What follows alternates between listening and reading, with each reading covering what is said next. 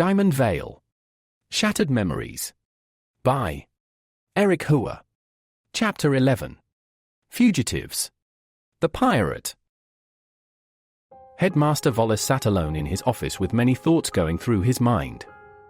There was a knock on his door, and he allowed the person to enter. A man with a file folder walked up to the headmaster and reported the fire that happened at the archives. He asked to look at the file and quickly skimmed through the notes. Then he asked if there was anything else found at the scene. The man pulled out a pair of broken glasses and handed it to the headmaster. He recognized the glasses from his visit at the hospital. It was Netanya's. He thanked the investigator, and once the man left, he called for his enforcers immediately. It had been a while since anyone had seen Netanya. Ajay thought it was strange, so he decided to visit her dorm. When he arrived, he knocked on the door several times before someone finally answered. Netanya opened the door and told Ajay to keep quiet. Upon entering, Netanya showed Ajay a photo she found of their previous time in Diamondvale.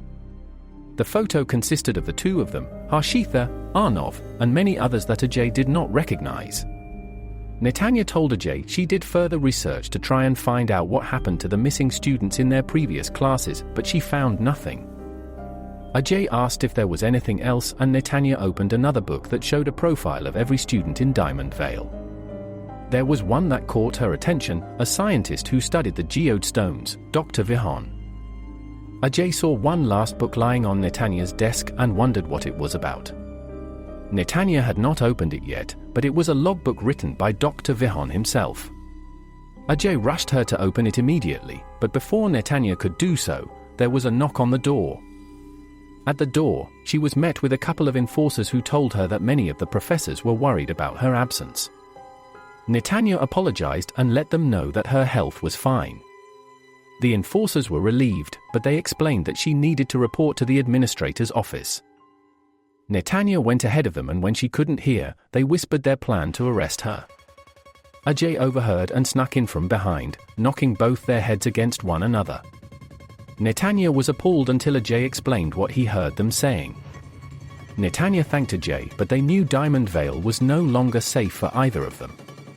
They had to immediately leave the school, or they would eventually be captured and put into prison. They were about to become runaway fugitives. Myla and Dante had since long left the town. Having walked for so long, Myla requested for them to take a short rest. Although Dante wasn't impressed with the idea, he agreed to do so. When the timer on his system went off, indicating their break was over, Dante went on ahead while Myla was still sitting on the ground. He left behind their supplies in a bag, as it was Myla's turn to carry it. She was about to reach for it when she saw a monkey that appeared in front of her. She reached out her hand to indicate she meant no harm. The monkey suddenly whipped his tail at her hand and then threw dirt in her eyes. When she cleared her eyes, both the monkey and their supplies had disappeared. Myla rushed to Dante to explain what had happened. Having a feeling this might happen, he had placed a tracker device on their supply bag before giving it to Myla. He pressed a button on his arm, and it showed them that the monkey hadn't gone far. The monkey didn't run off far, as it handed over the bag to the person who gave him the command. The pirate took a look at the content, but a horrendous odor was let out. The monkey handed him a bag full of manure as a prank. While the monkey was laughing, the pirate grabbed its face and pulled it. The monkey was no pushover, so it fought back. They were at each other for minutes until a cannon beam was shot at the pirate's feet. Looking at where it came from, they saw the cyborg and the girl. The pirate introduced himself as Liam, and the monkey was his sidekick named Sarmaan. Myla didn't care for introductions and jumped toward Liam and Sarmaan. However, she didn't notice a trap that was set. Luckily, Dante jumped in and pushed her away just as a barrel near them detonated. After Myla apologized, Dante used his scanners, which revealed all of the pirate's hidden gimmicks. He avoided all of them and jumped up, meeting the pirate where he stood. Liam was caught off guard with the cyborg standing right before him. Dante was about to grab the pirate, but the monkey jumped on the back of the cyborg's head and started messing with his circuits. With Dante preoccupied by Sarmaan, Myla chased after Liam, who escaped further into his hideout.